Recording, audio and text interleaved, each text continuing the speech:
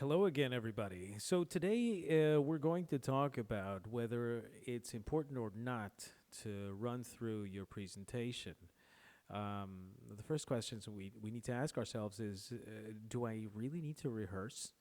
And think about the times that you've done presentations either in school or at work and how much effort you actually gave it to rehearse and how the presentation went. And afterwards, were you relieved it was over because it was horrible? Or did you think that, hey, maybe I could have done better? So let's think about this as we go through this presentation. So the first thing I want to mention is that the best way to improve a talk is to rehearse repeatedly, and I mean repeatedly, hours on end. And we will talk about a few examples on why this is so important, and I mean do it a lot. So the first thing that's important to mention is that, as you well know, all musicians rehearse a lot before actually giving a concert. Same thing with actors. Actors never go on stage without rehearsing their lines and their words quite a bit. It is said in the world of improv that the best improv is the one that you actually rehearse. There's no, you're not on stage coming up with stuff out of nothing. The best improv comedians are the ones that have done it millions of times that have come up there, and they're so good at coming up with things on the spot, and I say on the spot in quotes, because they're so good at it because they've done it so many times. So think about that. It's not actually improv because they've done it so much, so they've rehearsed it quite a bit, and they're really funny and really good at what they do. For a public speaker, it's just as important, or probably even more important than actors and musicians, to rehearse.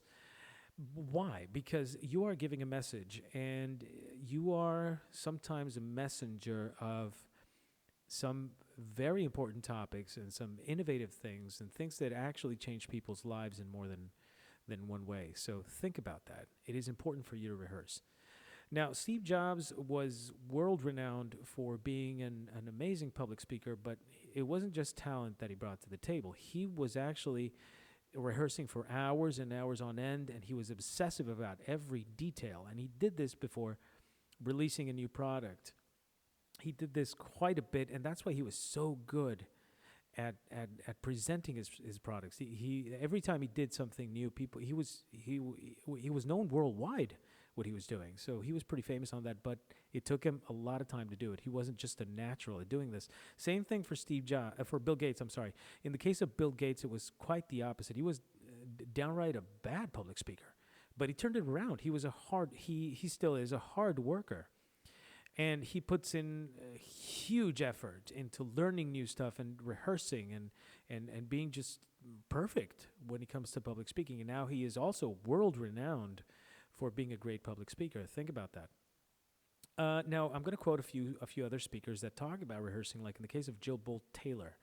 Her TED talk about her stroke exploded in 2008, and this is part of the reason why. She said, "I practiced literally hundreds of hours over and over again, even in my sleep, as I would awake and find myself reciting the talk.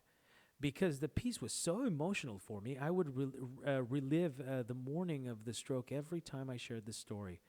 Because my emotion was authentic, the story was perceived as authentic, and we took the journey together."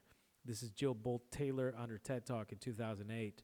Also, Susan Solomon, who is a stealth STEM scientist, she said, "By the time you are ready to give your talk, you should have rehearsed it so many times that you feel as if you could do it in your sleep and in front of any audience.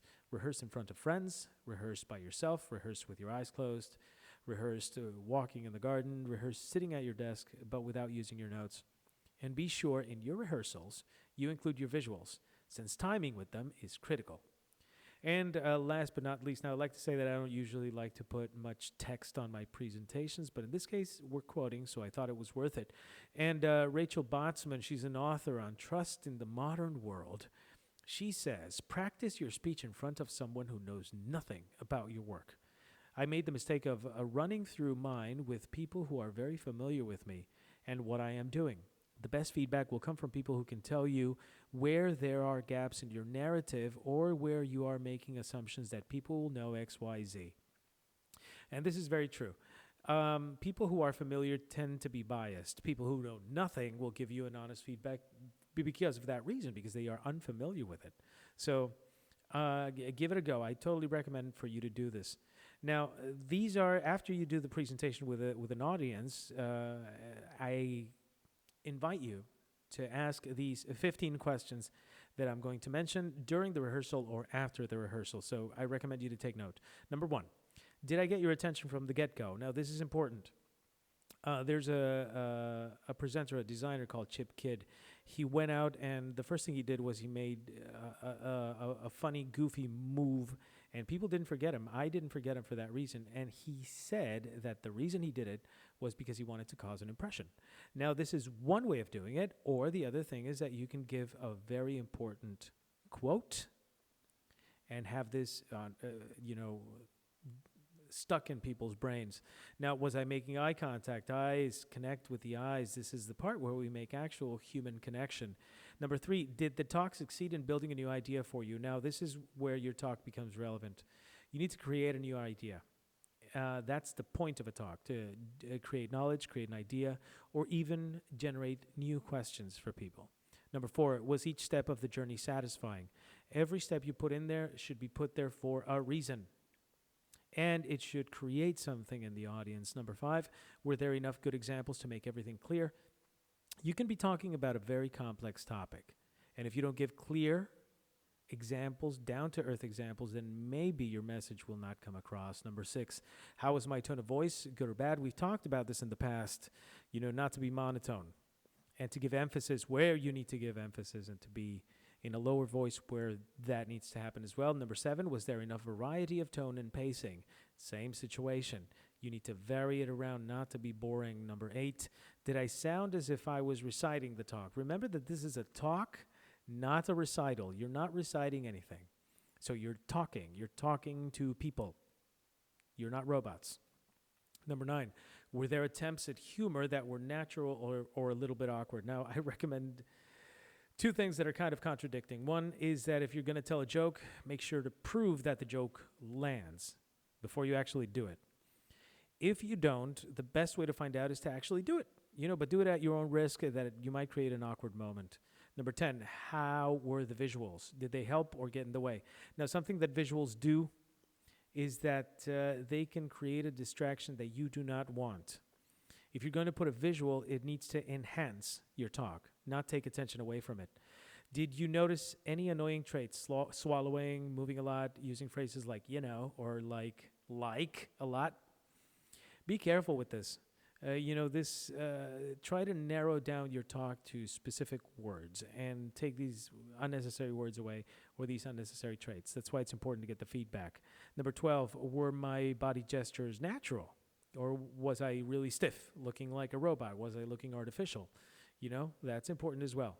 It's important to be natural for you to have a proper connection with the audience. Number 13, did I finish in good time? Remember, you can't go too long. You'll lose people's attention. It's a natural thing to lose attention. So this is also something very important. Number 14, were there moments when you got a little bored? Sometimes some topics are in general good, but they have boring parts. So make sure that the boring parts of your talk are not boring in some way, if that makes any sense. And last but not least, number 15, was there anything that I could cut out? We tend to say unnecessary things as we're going on. It's important to note the things that are not needed in your talk and have the people who give you feedback tell you. This is incredibly important and helpful. Now, another thing is that have someone record you so that you can look at yourself. You can watch exactly what you do. Now, one thing that was a big shock for me to actually accept was that I perceive myself completely different to how I really am. And that's also something that you need to know.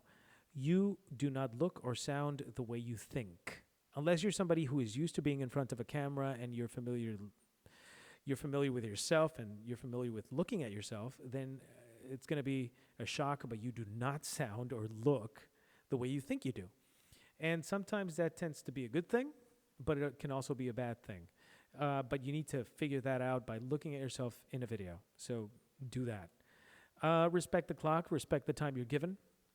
And of course, this is a bit of a advice we can give you. Prepare for 90% of the time that you are given. Okay? So let's say that, for example, if you're given 1 hour, prepare with 54 minutes. This way, you have enough time to spare. Prepare for 54 minutes. If you have 10 minutes, prepare for 9 minutes. And if you have 8 minutes, prepare for 16 minutes and 12 seconds. So you have a little bit of time to spare. This is actually a pretty good piece of advice. I've put it in practice, and it does help quite a bit. Now, let's sum this up. 3 points to finish. For high-stakes talk, it's very important to rehearse a lot in front of people you trust. You trust with the feedback they can give you especially, but the more you rehearse, the more natural the talk will be. Work on it until you're comfortable and you get the honest feedback that you need. The information that you're given is valuable. Information is power. Knowledge is power. So the more you know about your talk, the better your talk will be. And presenting it, you know the information, the content, but you don't know what the presentation actually looks like. So this is important. Number 3, your goal is to end up with a talk whose structure is second nature. Now, I'd like to make emphasis on this last point. Anthony Hopkins, a world-renowned actor, it is said that he reads his movie script about 200 times. So by the time that he is in front of the camera, he is completely familiar with everything to a degree where it's actually second nature. So this is from a world-renowned actor, and if it works for Anthony Hopkins, it might work for you. And I think there's a lot of truth to this. I've tried it. I've proven that it's true. I don't often read things 200 times, but I do read them quite a bit, and it does help. So thank you very much. If you have any questions, just write it down in the comments, or if you have my email address, drop me an email. Thank you.